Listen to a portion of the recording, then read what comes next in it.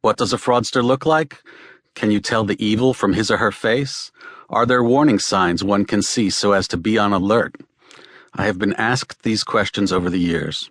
The fact is, there is no easy way to look at a person and know for sure their criminal intent. The faces of fraud are everywhere. Fraudsters may be male or female, young or old, short or tall. Fraudsters are your brothers and sisters, friends and neighbors, people from all walks of life, and often those you least expect to scheme and scam. If you had come across Bernard Madoff walking the streets of Manhattan prior to December 2008 and his arrest for the mother of all Ponzi schemes, you would have thought you just saw the face of a 70-year-old grandfather out for a leisurely stroll. Certainly not the monster who stole billions of dollars from people who trusted him and in the process destroyed the lives of so many. Yet there are faces of fraud. They are not in the facial characteristics or expressions. They are not in the color of one's eyes, hair, or skin. Fraud is gender and race neutral.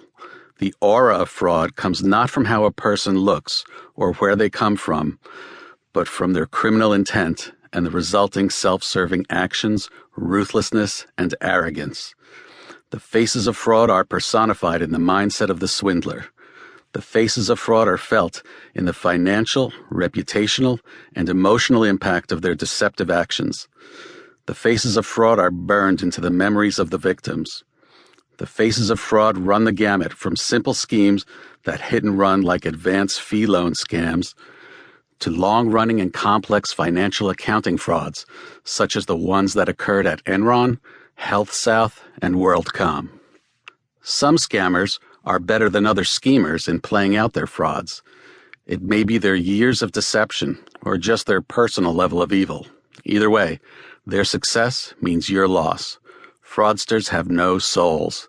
How else can you explain why they will use every possible lie, deception, and con to defraud you out of your valuables and life savings? Fraudsters are silver-tongued devils who will say and do anything with such convincing words and actions that victims easily fall prey. It is no coincidence that Satan's appellation is the Prince of Lies. A silver-tongued devil. In 1986, I encountered a young man who was working in a telephone and mail-order sales operation that sold rare coins to elderly investors. This particular salesman, although in his early 20s and fairly new at the game, was already an accomplished fraudster. One of his most effective pitches was aimed at elderly women who he would call to sell them grossly overpriced and misrepresented rare coins. When he got such a potential victim on the line, he would tell her that her voice reminded him of his late grandmother. He would say that it was his grandmother who raised him when his own mother abandoned him at birth. He would explain that it was his grandmother who loved him and sadly died in the last year. The fraudster would tell the potential victim that she reminded him of his Grammy, and he deeply missed her. He would ask the woman to just talk a bit as her voice eased his pain and brought back loving memories.